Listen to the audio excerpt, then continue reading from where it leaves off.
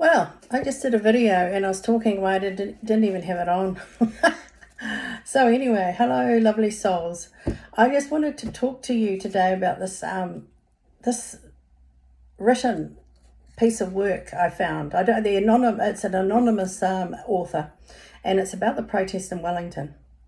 Many people went down there because they felt that they didn't want to be mandated. They didn't want to have something inside them that was in a trial period. And we do know that there has been a lot of injuries and deaths from the vaccine, unfortunately. And that's all coming out.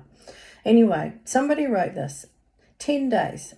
In 10 days, the protesters have set up an administration tent, a first aid tent tended by qualified doctors and nurses mandated out of a job, a school system for children led by qualified teachers mandated out of a job, a church for every domination, a timeout tent for those not behaving well, and a mental health tent. All children and adults are being fed. The security team is being helped out by mandated out of jobs such as police. There's rubbish collection, drainage system, laundry tent, clothing for those who need it, and the local Wellington residents are offering people showers. There's a yoga tent and a massage tent, and the list goes on. We achieved more in 10 days than the government achieved in 2 years. None of the protesters have masks, there's no social distancing, no segregation, and the people were being offered free hugs. The grounds were spotless and have portaloos. I can vouch for that because I videoed everything when I was there. I was just there for 4 days at the end part. They have been threatened, abused, and still holding the line. That was 10 days in. So the protest lasted for 3 weeks. Not one sitting politician came to talk to the people. And it was a peaceful protest, regardless of what you heard on the media. I think it was the 2nd of March 2022, 600 riot squad came in with baton shields, rubber bullets, and they removed everything in sight. They went through like a wall. A lot of people that saw this on TV, they're saying, oh, there were so many fires and the protesters were behaving badly. Who started the fires? Who encouraged those people that came at the end to do the things that they did? So there's a lot of stuff going on behind the scenes. We pretty much, the protesters were removed from that point. But there were a lot of good things that came out of that protest. People set up groups all around New Zealand. They started talking about common law, homeschooling children, growing your own food.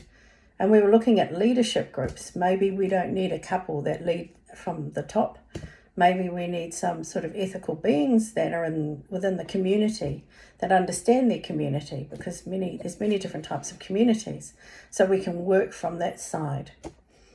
Anyway, it was an interesting event. It was very sad what happened at the end, and that's in the past. But moving forward, we need to look at things, how we have been treated. And there seems to be, to me, a lot of division.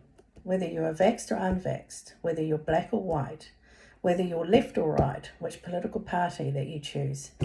And then you've got immigration at the moment, the different countries, different cultures. You've got the Russia-Ukraine war, you've got rich and poor, you've got male and female. It's always about division. And when they divide countries, they can put borders around countries, there's different languages. But the most important thing is that we are all one. We're all connected. And when the world wakes up to that, we can work together and do some amazing things, because most people are pretty good. You've got some pretty bad ones and some angels, but most of them are pretty good. So I just wanted to say that because I thought that was very well written, and I think a lot's going on at the moment. I don't know if you heard about the 100th monkey. The 100th monkey. It was a monkey that was on an island that started to wash his kumara, and all the other monkeys started to copy him. And many miles away, there's another island, and they had a whole lot of monkeys on there that started washing their kumaras. And they didn't see this monkey washing his kumara. So there is a thing called consciousness that's up there that people can tap into. And that's what happens. Animals are very telepathic.